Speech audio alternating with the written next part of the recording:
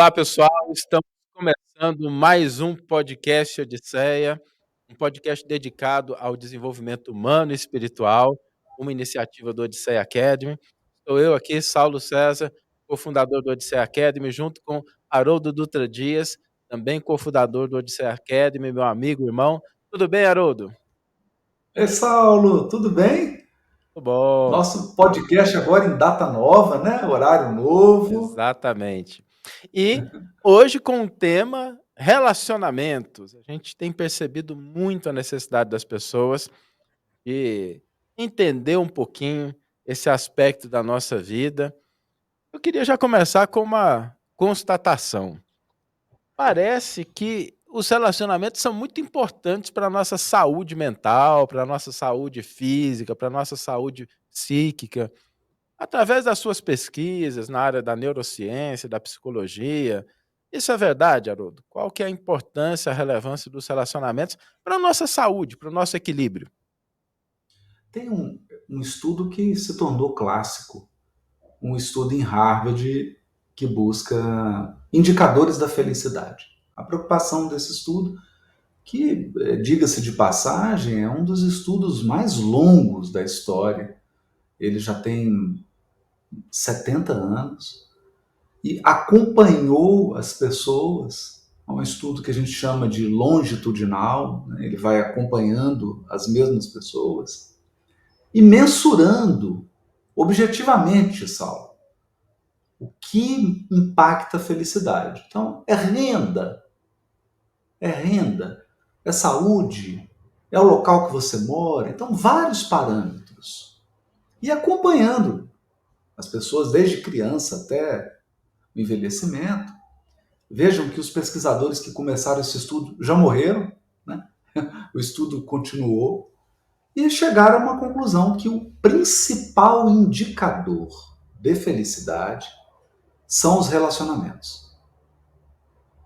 Esse é o elemento, de longe, mais impactante na felicidade do indivíduo.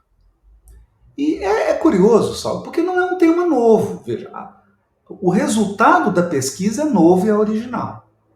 Mas o tema não é novo.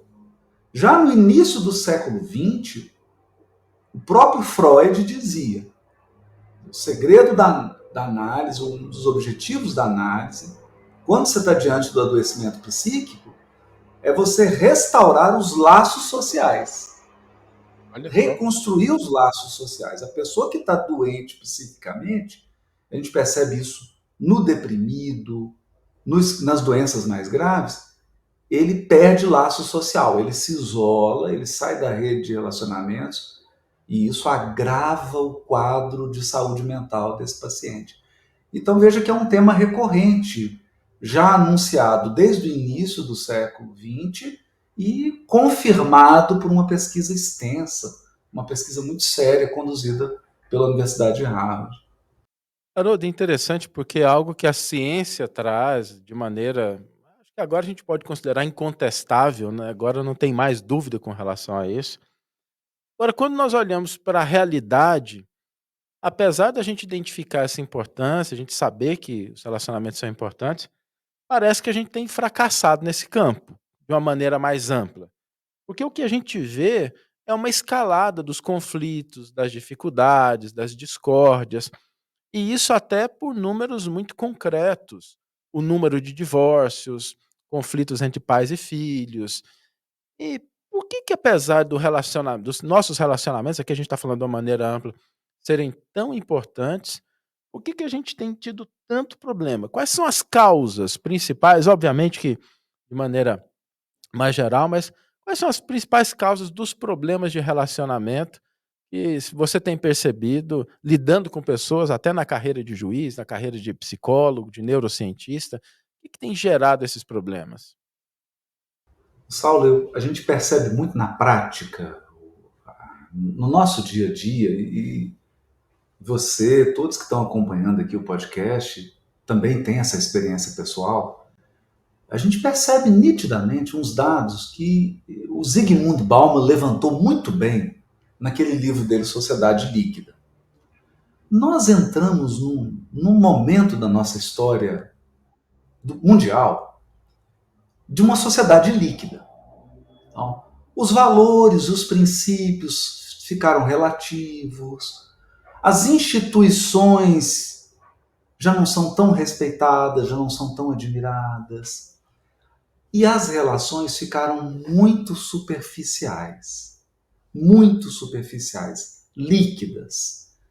E além dessa superficialidade, um individualismo acentuado. Ora, aí é o ingrediente, são todos os Fogo, ingredientes, fogo e gasolina. fogo e gasolina, para destruir a estrutura do relacionamento. Porque, veja, Saulo, relacionamento saudável não pode ser superficial. Um relacionamento saudável não pode prevalecer o individualismo.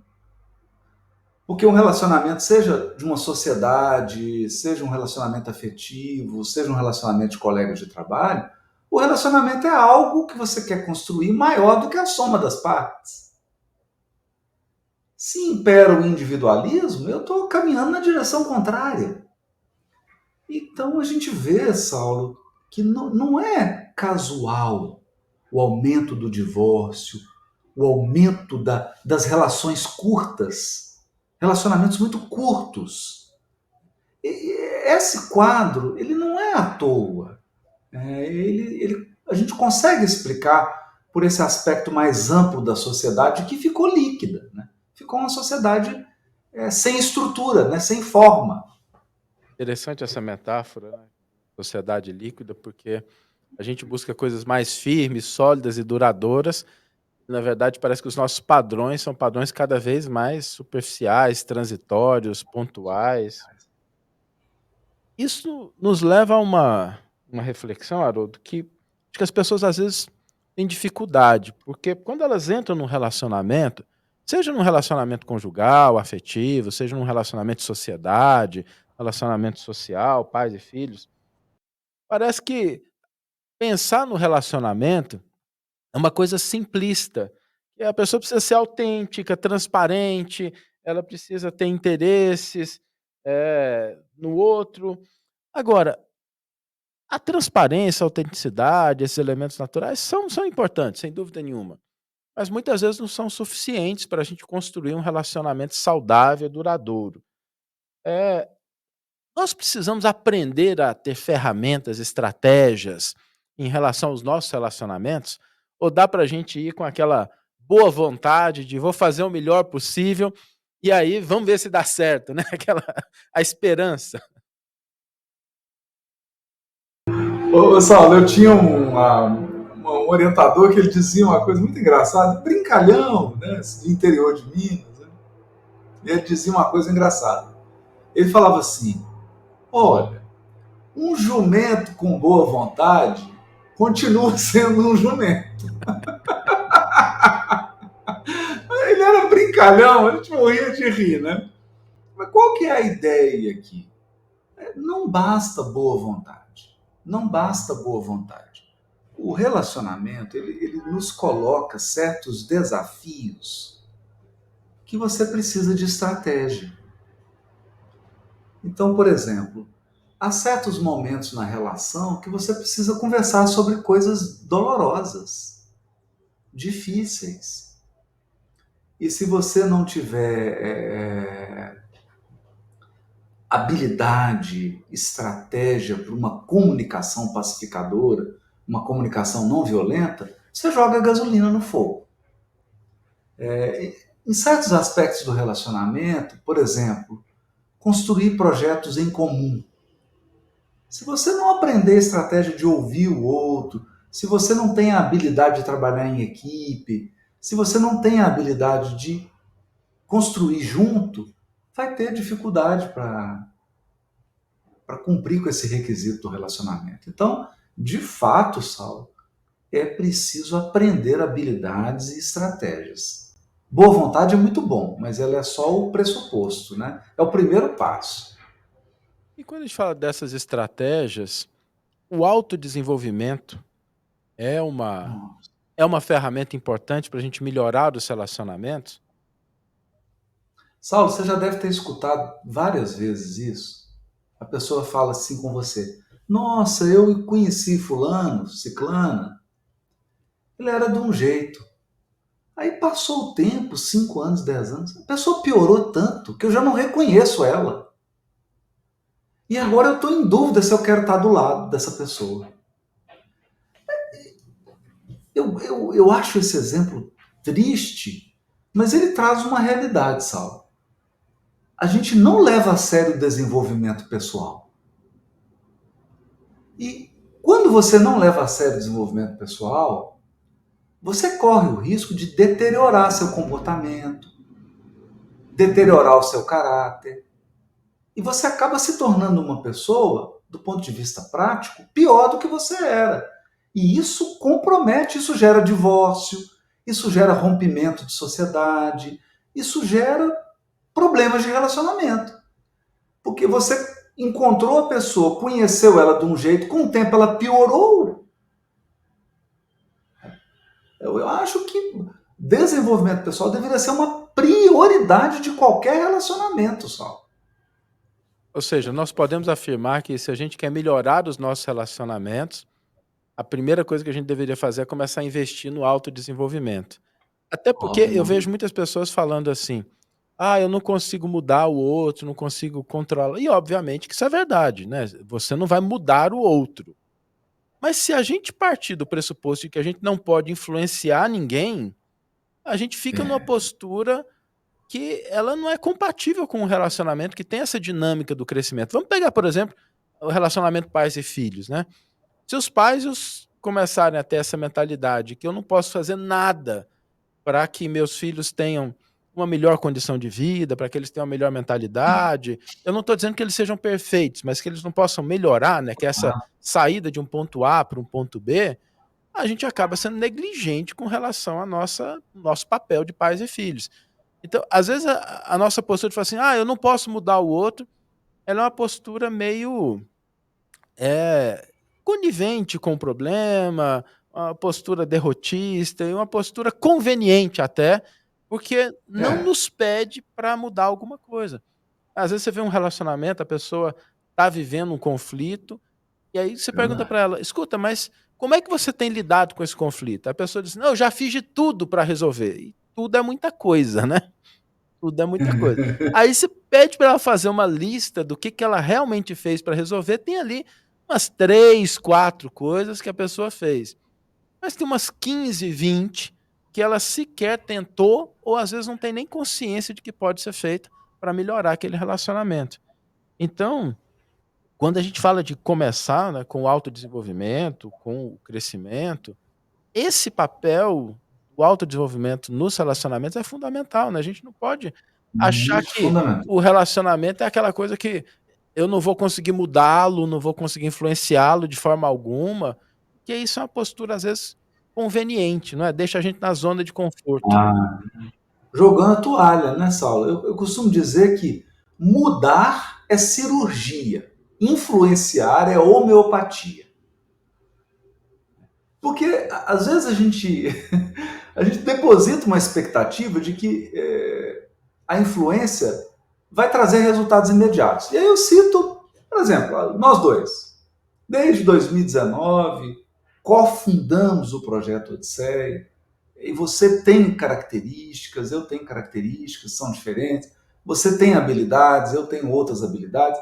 E é notório, eu acho que as pessoas que acompanham aqui sentem isso, a influência recíproca, uma influência mútua, benéfica. Porque você vai convivendo com a pessoa ao longo dos anos, você vai aprendendo com as qualidades dela. Especialmente quando são qualidades que você não tem. Você vai aprendendo. Você fala, nossa, que interessante isso. Poxa, o Saulo faz isso. Olha que coisa. Aquilo desenvolve a sua sensibilidade. Bom, apostar na influência é apostar num jogo de longo prazo, Saulo. Haroldo, você comentou isso, eu acho tão interessante, tem um caso que para mim, assim, é notório, né, quando eu casei, eh, vou para 25 anos de casado, quando eu casei a Larissa, ela não comia salada, odiava salada, era uma alimentação muito restrita, né. E eu não vou dizer que eu era um excelente exemplo, não, mas eu pelo menos tinha mais diversidade, gostava de cozinhar. E hoje eu recebi dela um link, né? A gente gosta muito de podcast. Ela mandou pra gente, me mandou um link falando sobre a importância da alimentação com relação à saúde. E aí ela falando de Nossa, coisas que ela já quer mudar em casa. E eu falo, olha que mudança, né? Ou seja, tá a vendo? gente não pode Olha, acreditar que os relacionamentos são estáticos, que o que a gente faz não tem importância. Cair naquela ilusão do controle do relacionamento é ingenuidade, mas o outro extremo é igualmente um erro, né? Ao eu longo também de acho. tempos, a gente muda completamente os nossos hábitos. Hoje, a alimentação da Larissa é a base de salada, ela se alimenta de uma maneira muito, muito boa, e isso é fruto dessa influência, da maneira como a gente interage. Ou seja, relacionamento é também influência, né?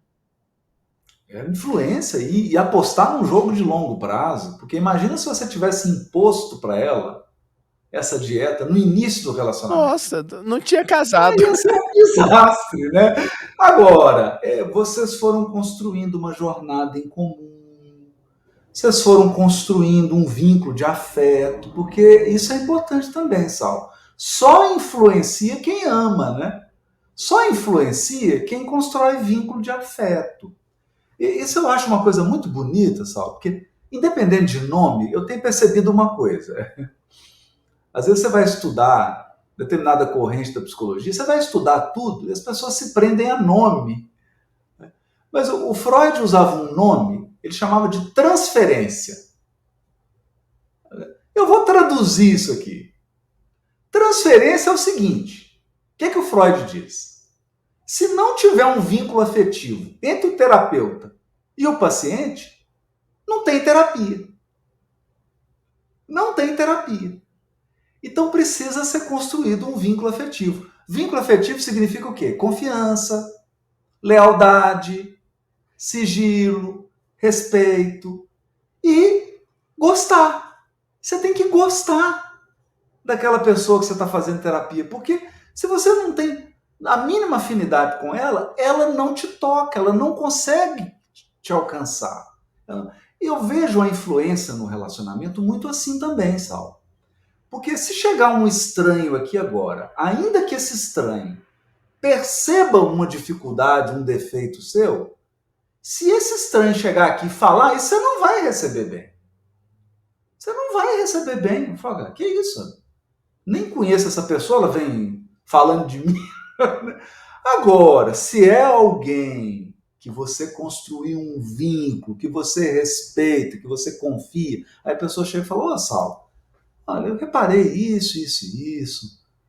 Você não acha que precisa mudar isso? Você não acha que isso aí a gente tem que dar uma perfeição? Aí você fala, nossa, é verdade, você tem razão. E aí, Você né, tem Haroldo, razão. tem uma história junto, tem um vínculo construído, tem uma estratégia de abordagem, tem todos esses elementos que estão relacionados ao nosso desenvolvimento pessoal. Eu vejo muito quando eu escuto pais, mães, se queixarem dos filhos, dizendo assim: ah, mas o meu filho a gente não conversa, ele não interage, não fala nada. E aí eu tenho três perguntas que eu costumo fazer para os pais, que são o seguinte: primeiro, quais são os três jogos que os seus filhos mais gostam? Normalmente é um silêncio. Quais são as séries, os vídeos, filmes, Isso. podcasts que seus filhos escutam? Outro silêncio. Quem são os amigos e os interesses do seu filho? Outro silêncio.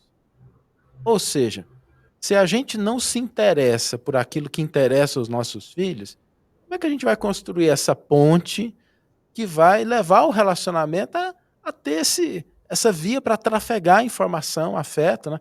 A gente não pode acreditar e vamos Não. construir pontos de afeto sem a gente se interessar pelo que o outro tem, pelas características do outro.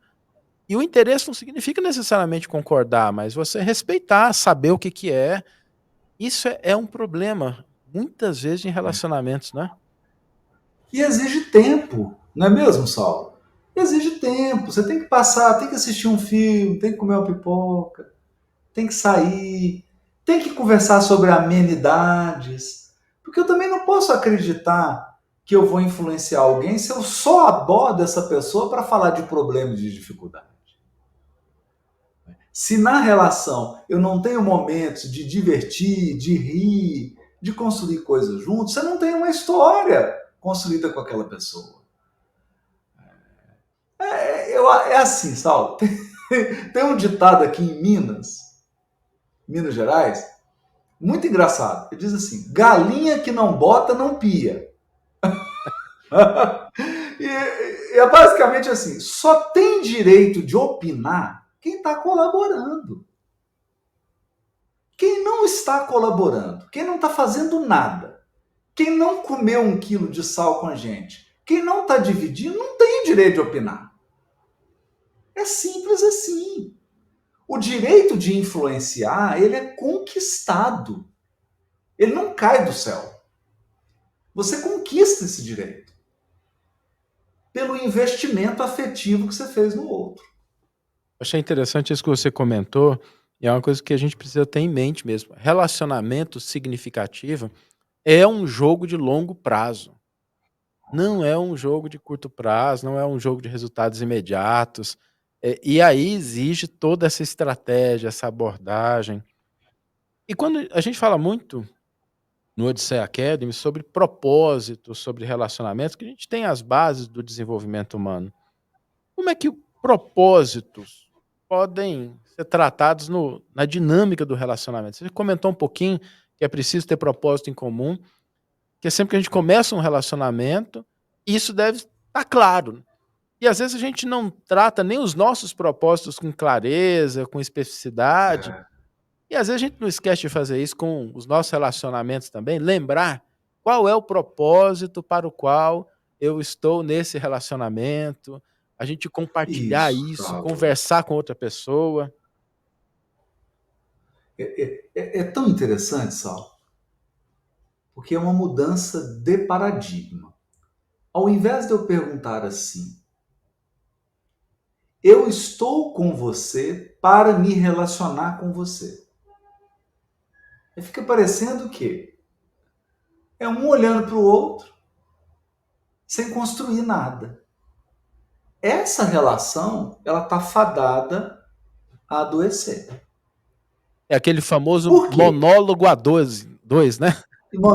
Por quê? Porque a pergunta que nós deveríamos nos fazer é: eu me relaciono com você para construir o quê? Então, o propósito é a pergunta. Qual o propósito do relacionamento? As pessoas não entram no relacionamento para ficarem um olhando para a outra. As pessoas entram no relacionamento porque elas querem dar as mãos e olhar numa direção e caminhar nessa direção. Porque senão, Saulo, acontece o seguinte: fica um vivendo em função do outro, aí começa a cobrança, possessividade, ciúme, tédio. Quando o ideal, em vez de um ficar olhando para o outro, seria os dois olharem numa direção que eles escolhem, dar as mãos e o relacionamento ser um veículo para a construção de um grande sonho em comum. Parece teórico, mas não é. Não é. Porque aí o relacionamento se sustenta a longo prazo. A longo prazo.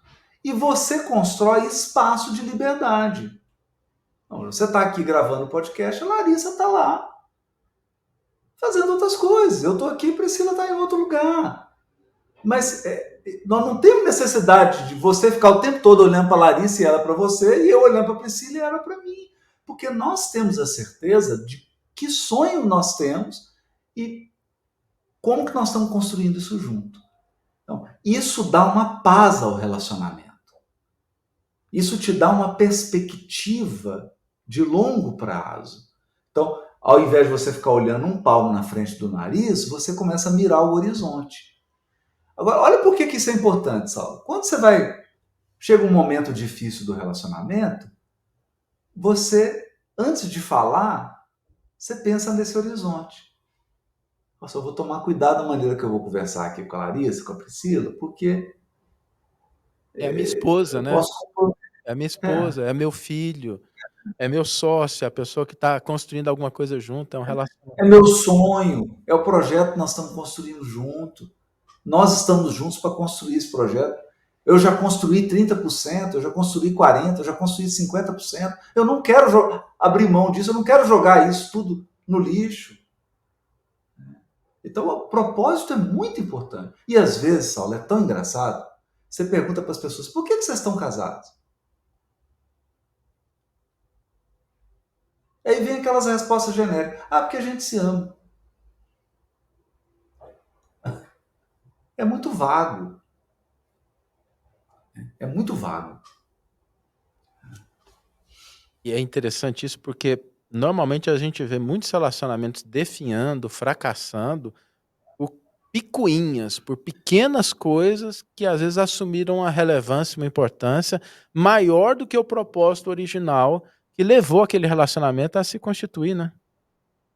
Saulo, eu acho que você trouxe um ponto aí fantástico. O que eu mais vejo é o seguinte, Saulo.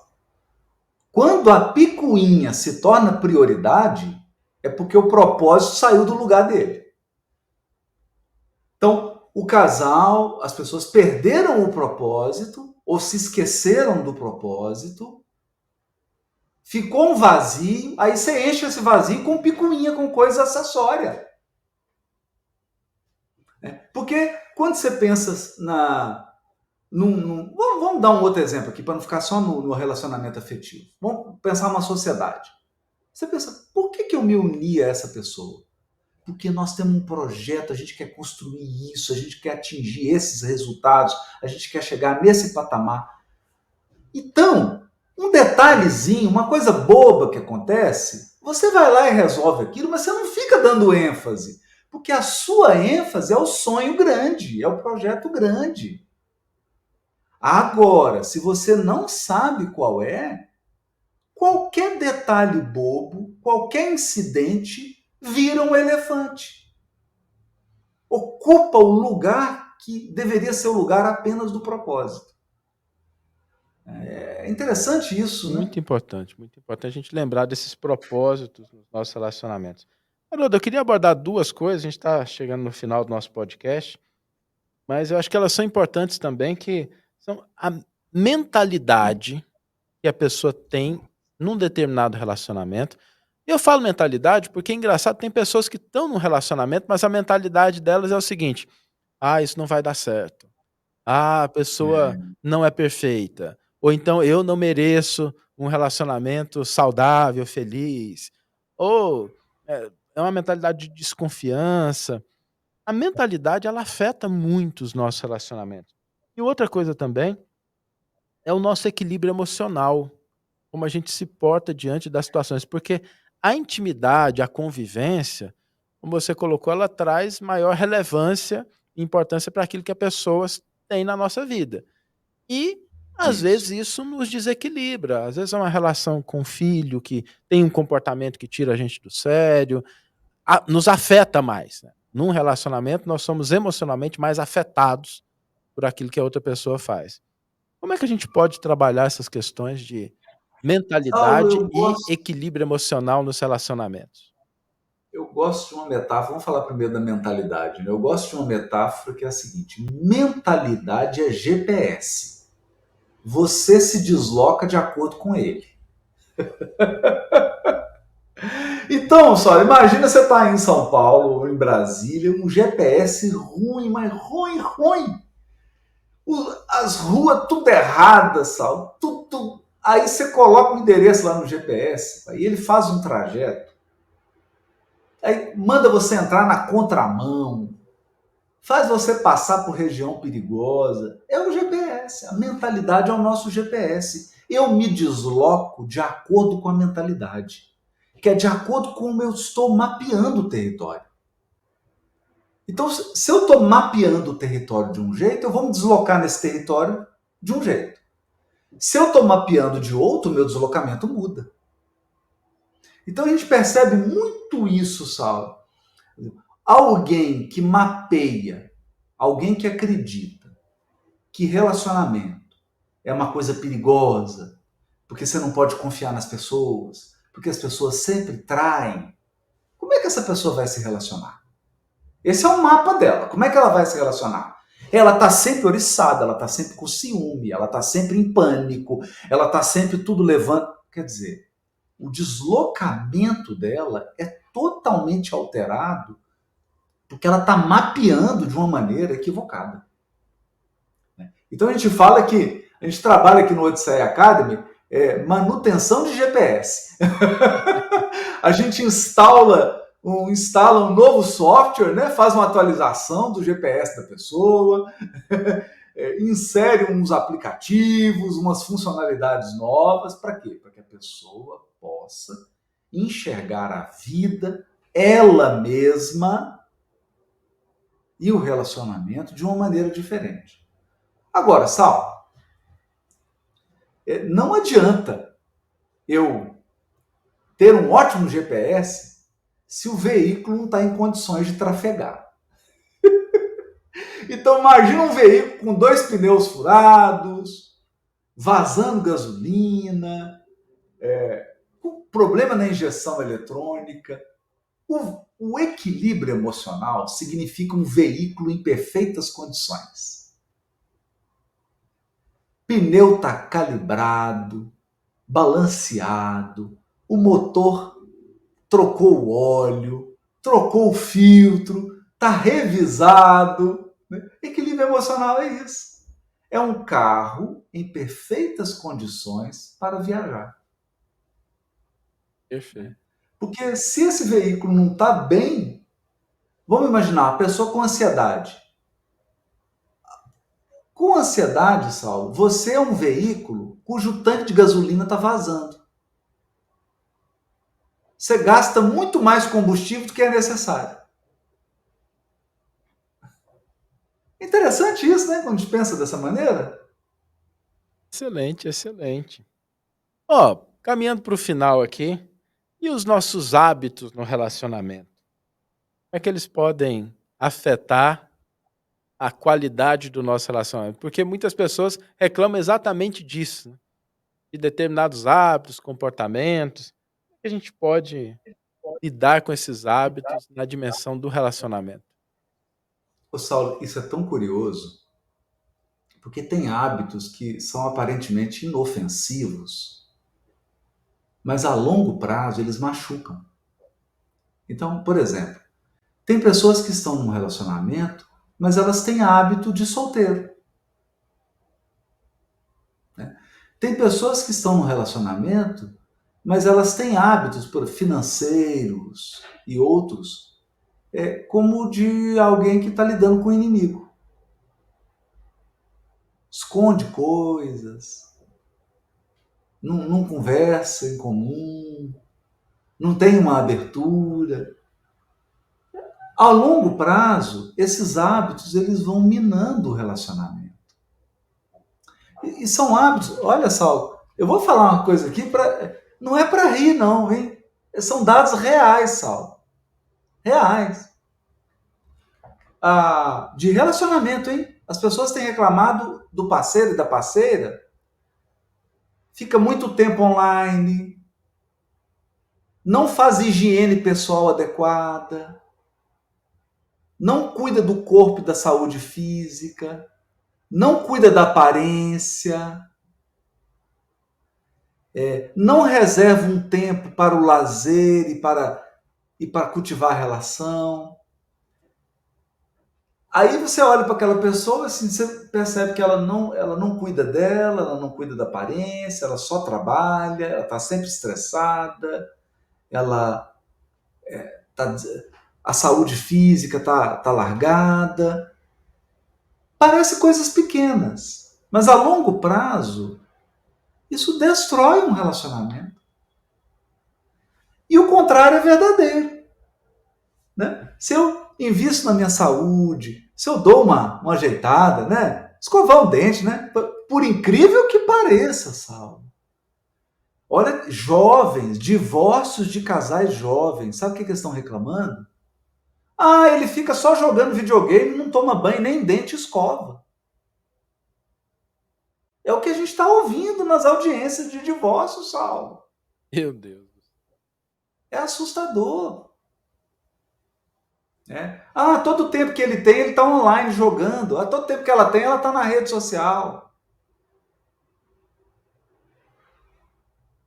A gente não tem um tempo para assistir um filme junto. Tem 6 meses que a gente não sai para almoçar fora. Parece bobo, né? Mas, Mas não é, Saulo. não, esse é um aspecto, assim, quando a gente pensa nos relacionamentos, normalmente a maior fonte de reclamações e de problemas que vão afastando as pessoas são os hábitos. Haroldo, chegamos ao final do nosso podcast, né? Esse tema, Saulo, chegando ao final dele, mas é um tema que impacta, né? Todo mundo gosta, e é importante dizer que esse tema é um dos pilares da formação Odisseu, que é o principal curso do Odisseia Academy. Ele tem um material muito expressivo sobre isso e é um tema que a gente vai desenvolver muito material ainda sobre ele, Saulo, aqui no Odisseia Academy. Porque quando a gente fala da temática do Odisseia Academy, é uma Odisseia para desenvolvimento humano, para a pessoa poder crescer, ela se desenvolver. E como a gente viu pelo podcast de hoje, relacionamento é realmente um dos pilares. Não dá para a gente esquecer desse pilar. A nossa vida não vai ser uma vida feliz, não vai ser uma vida plena. Agora, a gente precisa ter essa maturidade para lidar com o relacionamento e não acreditar que é só boa vontade. E eu deixo uma frase aqui para o público, só para o público pensar, uma metáfora que vai te agradar muito. Relacionamento é um jogo de xadrez. Você tem que planejar as jogadas e cada movimento de peça é fundamental. Não dá para. Não dá para ser ingênuo no xadrez e nos relacionamentos. Adorei. Chegamos ao fim do nosso podcast Odisseia. Espero que você tenha curtido, que você tenha gostado. Compartilhe o podcast, não custa nada e isso pode ser útil para uma pessoa que esteja passando por dificuldade, por problema ou que queira se desenvolver e crescer como você que está nos ouvindo, que está nos assistindo. Um abraço e até o nosso próximo episódio.